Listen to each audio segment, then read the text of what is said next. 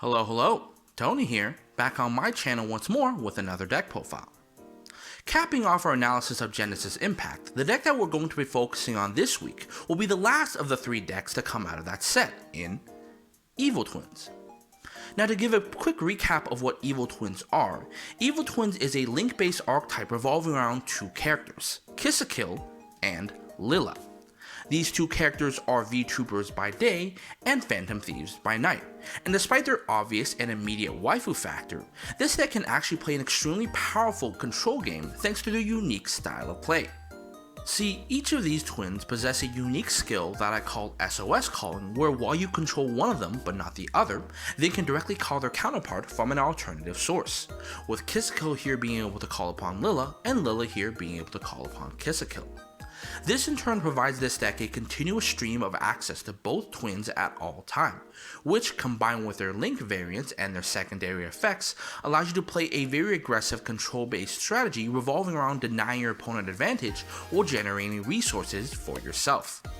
This combined with traps to support this strategy allows you to play a very powerful stun-based deck that I hope to showcase as I get through the deck profile. Anyway, I've droned on enough. Without further ado, let's get into the deck profile. Starting off our deck profile with the only playmakers in the deck, we have the aforementioned live twin Kisi-kil and live twin Lil-la. Both are level 2 Cybers type monsters, alluding to their VTuber status, which while they're on the field forces your opponent or you to gain a specific effect should they attempt to declare an attack. With Lil-la here forcing your opponent to pay 500 life to declare an attack, while Kisi-kil allowing you to gain 500 attack should they do so. More importantly, should they be summoned while you control no other monsters, they have the effect to SOS call their counterpart directly from the hand or deck. True to their VTuber style, if your opponent wants to interact with these girls, they better be ready to sim for it with their life. Now, jokes aside, while that first effect may be rather paltry, it's that second effect that has the most potential going forward. Due to the unique way that their effects trigger, and that they trigger whenever they're summoned while you control no other monster, there's actually a lot of unique interactions that can come out of that effect. Suppose that one of these twins is removed from the field while enchained to their effect. What ends up happening is that the other twin will come out, and since you do not control any other monsters, can summon back the original twin directly from your deck, thus ensuring that you have always both twins on the field at all times. Not only does this make them resilient to certain kinds of removal, it also allows them to be used as fodder for your cost activations while still ensuring that you get both twins on the field at all times. And once you have both twins on the field, it then allows you to access the real meat of your strategy. Enter Kisi-kil and Lil-la's Phantom Thief counterparts in Evil Twin Kisi-kil and Evil Twin Lil-la. Both of these monsters are linked to Fiend type monsters that require a version of themselves to be used as link material for their summon, with Evil Twin Kisi-kil here requiring a Kisi-kil monster, while Evil Twin Lil-la here requiring a Lil-la monster. Both these evil twins share a common quick effect where during the main phase, should they be on the field but you not control a version of their counterpart, they can SOS call a version of their counterpart directly from the graveyard, with Kisi-kil here being able to summon back any Lil-la monster and Lil-la here being able to summon back any Kisi-kil monster. Furthermore, should they be summoned while you control a version of their counterpart, both these evil twins gain an additional effect, with Evil Twin Kisi-kil here allowing you to draw a card while Evil Twin Lil-la allowing you to target one card on the field and destroy it. True to the Phantom Thieves creed, both of these evil twins specialize in stealing advantage from your opponent and gaining advantage for yourself. This, combined with the fact that their SOS call abilities are on either player's turn, means that it's very easy to play not only on your turn, but on your opponent's turn as well to gain access to both of their effects for double effectiveness. What makes this particularly powerful, however, is that in tandem with their live twin counterparts and their own SOS call abilities, it's very easy to set up both twins for both turns off of one twin alone. The way this line of play works is that should I open any of the live twin monsters, I can summon out that live twin monster and then apply its SOS call ability to summon out the other live twin directly from my hand or deck. From there, I'm going to link away both of my live twins to summon out an evil twin monster, with the evil twin I'm summoning being the one whose effect I want to get off on my turn. In most cases in which I'll be going first, I most likely will want to summon out my evil twin Kisi-kil. From there, I'm going to activate Evil Twin Kisi-kil's SOS call effect to summon back the live twin Lil-la directly from my graveyard. And from there, I'm then going to link away the evil twin Kisi-kil and the live twin Lil-la to summon out the evil twin Lil-la directly from my X deck. From there, I'm going to activate evil twin Lil-la's SOS call effect, this time bring back the evil twin counterpart directly from my graveyard. In doing so, triggering that evil twin on summon effect, in this case Kisi-kil's effect, to draw a card. From there, I'm then going to link away both of these evil twins to summon out another evil twin, with that evil twin being indicative of which evil twin effect I want to get on my opponent's turn. If I want to get off Kisi-kil's effect, I'm going to summon out a Lil-la directly from my X deck. But if I want to get out Lil-la's effect, which is more disruptive on my opponent's turn, I'm going to summon out a Kisi-kil directly from my X deck, of which I will pass my turn. On my opponent's turn, I can once again activate Kisi-kil's SOS call effect as a quick effect to bring back the Lil-la to then apply its on summon effect to target one of my opponent's cards and destroy it. With that interaction explained, every card that we play in this deck going forward will either be a card that attempts to maximize that evil twin interaction, or maximize our ability to access those evil twins as soon as possible. Going back into our live twins, we're playing 3 live twin Kisi-kil and 3 live twin Lil-la, thus ensuring that we see them as much as possible. On top of that, we're playing 3 Signet Mining as well. Since all your live twins are cyberspace monsters, Signet Mining is just another way to access them directly from your deck. On top of that, however, we're also playing 3 live twin Home. Live Twin Home is a quick play spell card which, when activated, allows me to discard a card from my hand to special summon a live twin directly from my deck. This not only is another way for me to access my live twins, but it's also another way for me to put an additional live twin on the field on top of my normal summon of a live twin monster, thus ensuring that I can play around hand traps should that live twin get negated. This card on top of the other 3 cards essentially gives me 12 ways to access my live twin to evil twin combo, thus ensuring that I can definitely access my evil twin plays within the first 2 turns as consistently as possible. On top of that live twin Home, we're also playing 3 Secret Passcode. Secret Passcode is a spell card which, when activated, allows me to add for an evil twin or live twin spell or trap card directly from my deck to the hand. Now, in most cases, it means it's another way for me to access Live Twin Home, but it also gives us access to our 3 Evil Twin Challenge. Evil Twin Challenge is a trap card which, when activated, allows me to target a Kisi-kil or Lil-la monster in our graveyard and special summon it to the field, and upon resolving that effect, immediately after that, I can perform a link summon using monsters I control to summon out an Evil Twin monster.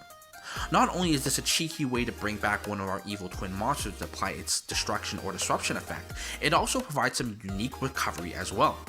Due to the unique mechanic of our live and evil twin SOS call effects, it's very easy for bringing back one of the twins to summon out the other twin through that effect as well. On my turn, I can bring back one of my live twin monsters when I control no other monsters to summon out the other live twin directly from my deck. Or I could even bring back an evil twin directly from my graveyard and then use its SOS call effect while I do not control its counterpart to summon back the other one directly from my graveyard, thus applying that disruption effect that way as well. In short, Evil Twin Challenge is not only just one monster, it's actually an entire play all on its own. Moving on from there, we're playing 3 Nibiru the Primal Being as well as 3 Torrential Tribute. Now, you may see these cards right now in a bunch of decks due to their express purpose of clearing out an entire field, but in Evil Twins, you actually have access to this unique tactic known as waltzing, which ensures that the only field that you clear is your opponent's, while you still keep your field in the exchange. Now, the way that this waltzing tactic works is that suppose I have an evil twin in my graveyard while I have an evil twin on the field, while also having either a torrential set on my field or a Nibiru in my hand. And then let's say, for example, my opponent summons out 5 monsters. What I can do in this case, I can activate the effect of my Evil Twin's SOS call effect as Chain Link 1, while activating the effect on my Nibiru or Torrential as my Chain Link 2. Now, chains resolve backwards, in which case Nibiru or Torrential will resolve first, tributing or clearing out the entire field, including the Evil Twin monster. From there, as Chain Link 1, my Evil Twin monster will then resolve, summoning back the other Evil Twin directly from my graveyard. From there, I can then activate the SOS call effect of my Evil Twin now on the field to summon back the Evil Twin I just cleared out back onto the field, not only getting its bonus effect, but also ensuring that I lose no advantage in that exchange while still clearing out my opponent's entire board. Moving on from there, we're also playing 3 enemy control as well as 3 Forbidden Droplets. Now, while everyone is familiar with Forbidden Droplets, Enemy Controller is one of those cards that pop in and out of the meta every once in a while. Enemy Control has 2 modes. It either can target one monster on the field and change its battle position, Or, in its secondary mode, I contribute one monster on the field to take control of one of my opponent's monsters.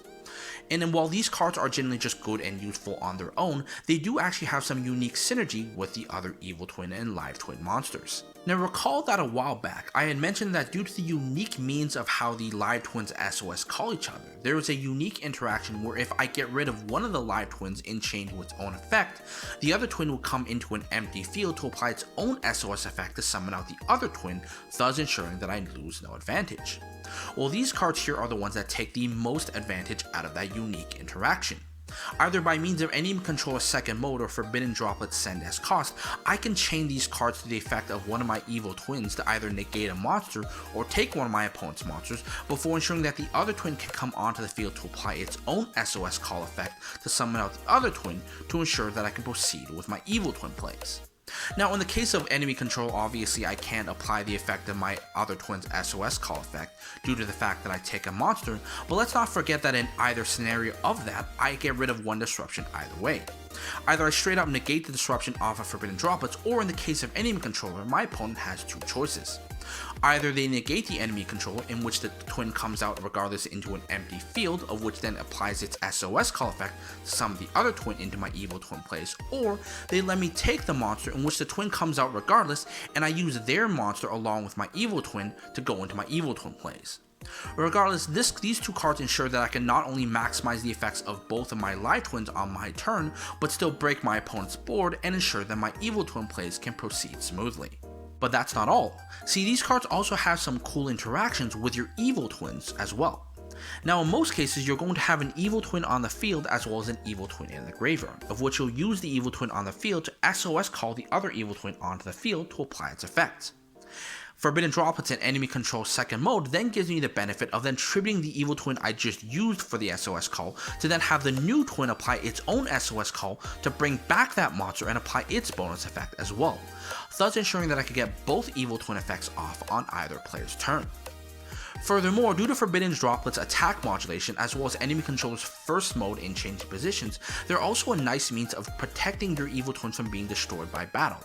Due to the fact that your evil twins don't have a lot of attack, they're a nice way to either stop your opponent from attacking or drop their attack big enough such that they can live to go into the second main phase to start disrupting even further. Rounding off the traps, we're playing 2 Call of the Haunted as another means of bringing back our evil or live twin monsters, 2 Mirror Force as a means of completely denying aggression onto our evil twin monsters, as well as 2 Crackdown. Now Crackdown here alongside the enemy controller has a unique synergy with our Evil Twin Challenge. Due to the fact that Evil Twin Challenge allows us to perform a link summon with the monsters we control into an Evil Twin monster, what we can do is that we can activate the Evil Twin Challenge after taking a monster with Crackdown or enemy controller to summon out a live or Evil Twin, and then link away using that opponent's monster and my monster to summon out an Evil Twin monster before my opponent has a chance to take back their monster, thus turning the Crackdown or enemy controller alongside that into a field advantage into an enemy removal as well. Then, rounding off the deck itself, we have our hand traps in our 3 Ash and our 3 Impermanents, standard hand traps for the current format. Moving on into the X deck, we're obviously playing the 3 Evil Twin Kisi-kil and 3 Evil Twin Lil-la, but we're also playing a plethora of Nightmare monsters as well. Due to the fact that your SOS call locks you into fiends from the X deck for the rest of the turn, most of your X deck will be comprised of fiend monsters. We're playing the 1 Nightmare Cerberus and 1 Nightmare Phoenix as an alternative means of removal, 2 Nightmare Unicorn as our premier form of removal, as well as 2 Nightmare Griffin, not only for the Floodgate effect, but also for the means of being able to recycle spell and traps you already use. On top of that, we're playing the 1 Unchained Abomination as our big beefy beater to run over monsters, or in the off case that we don't actually use the SOS call immediately, 1 Axis Code Talker for game. And that's going to do it for our Evil Twin deck profile. Out of the 3 decks that come out of Genesis Impact, I'd say that Evil Twins is by far the most self-sustainable of the 3. While Drytrons is entirely dependent on if Ben 10 is here on the game or not, and Magistus quite aren't good enough yet, I'd argue that this deck is the most self-sustaining due to the fact that most of its plays come from its own cards. And I definitely think that with the right engineering and the right player, someone can take this deck up and do really well with it. Regardless, my name is Tony Yang, this has been a Evil Twin deck profile. I hope you enjoyed it, and I will see you guys next time. Peck out.